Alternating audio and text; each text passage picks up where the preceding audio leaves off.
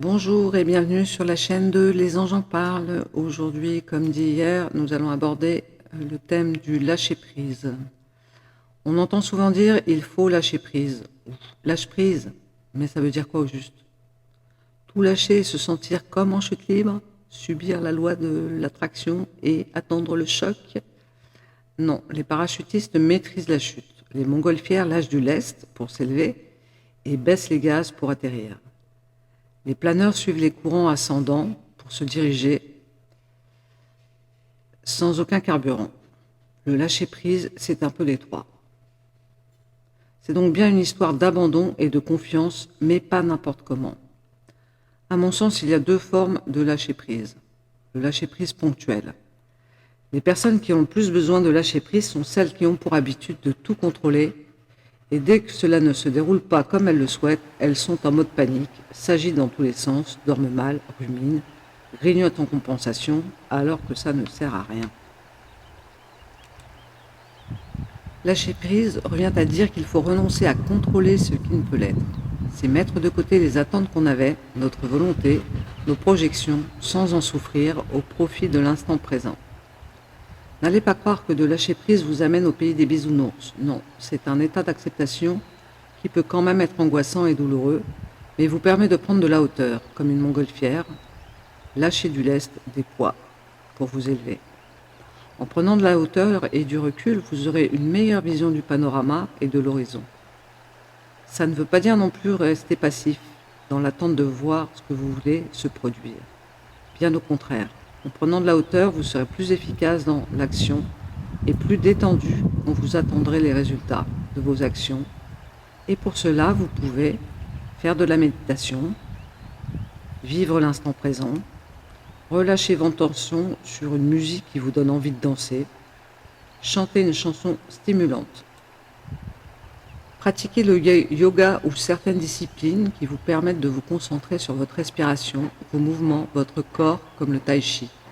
Ces disciplines se vivent toutes dans l'instant présent et permettent un état de relâchement qui vous éloigne des pensées qui tournent en boucle et des ruminations inutiles. Le lâcher-prise permet de se déconnecter des énergies négatives. Comme je l'ai dit, il y a deux sortes de lâcher-prise. Il y a donc aussi le lâcher-prise au quotidien. Pratiquer le lâcher-prise au quotidien ne veut pas dire fuir ses responsabilités, ne plus rien organiser ni prévoir, accepter des situations inacceptables. C'est simplement accepter nos limites pour concentrer nos énergies vers ce qui est à notre portée, vers l'essentiel. C'est aussi une démarche intime qui modifie notre état d'esprit. Nos priorités sont orientées sur ce qui est essentiel. Le reste est ressenti comme dérisoire. C'est aussi avoir une bonne vision d'ensemble pour prendre de bonnes décisions. Lorsqu'un homme vous bat, lâcher prise n'est pas de laisser faire en vous contentant de vous plaindre, en pensant qu'aucune solution n'existe, que demain il arrêtera, mais de prendre de la hauteur pour qu'il ne vous détruise pas mentalement et de vous organiser pour pouvoir lui échapper.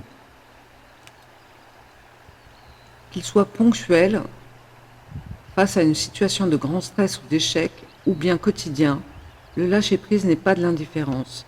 C'est plutôt une manière de se concentrer, de concentrer ses énergies, ses forces intérieures et vitales pour aiguiser ses sens et aborder toute situation. Là où autrefois la colère, la révolte, les récriminations, les plaintes fusaient, sans offrir d'issue, le lâcher-prise offre plus de clarté et parfois d'illumination pour trouver la solution. Le lâcher-prise n'est pas une posture miraculeuse qui va tout changer, mais plutôt une manière de ne pas gaspiller son énergie inutilement. N'est pas gage de réussite non plus. Toutefois, en renonçant à contrôler l'avenir, mais en mettant tout en œuvre pour accomplir nos vœux, les résultats sont souvent meilleurs que ceux escomptés. Notre seul pouvoir se situe dans l'instant présent qui prépare l'avenir, même sans offrir de garantie.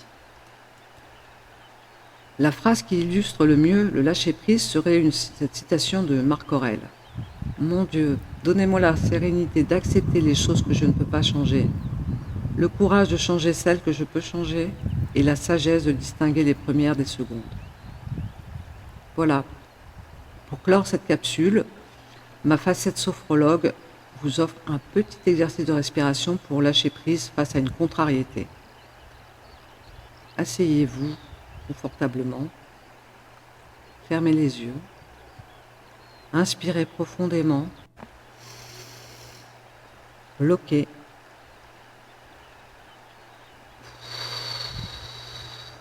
Expirez l'air tout doucement.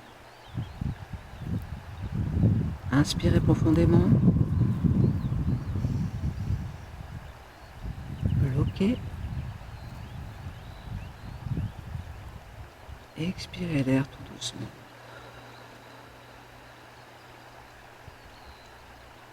Inspirez profondément. Bloquez. Expirez l'air tout doucement. Inspirez profondément. Bloquez.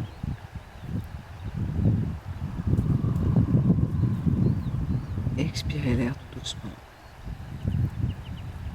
Reprenez une respiration plus lente. Inspirez. Expirez. Inspirez et pensez que la sérénité, la confiance en l'avenir rentrent en vous. Inspirez. La sérénité, la confiance en l'avenir rentrent en moi. Expirez. À chaque expiration, dites-vous que la colère s'échappe avec l'air de vos poumons. Expirez. L'air s'échappe avec la colère. Inspirez. La sérénité, la confiance en l'avenir rentrent en moi. Expirez. La colère s'échappe de mes poumons. Inspirez. La sérénité, la confiance en l'avenir rentrent en moi. Expirez. La colère sort avec l'air de mes poumons. Faites cela pendant 5 minutes. Voilà, vous êtes dans le lâcher-prise. Je vous souhaite une belle journée et espère vous retrouver demain pour une nouvelle capsule.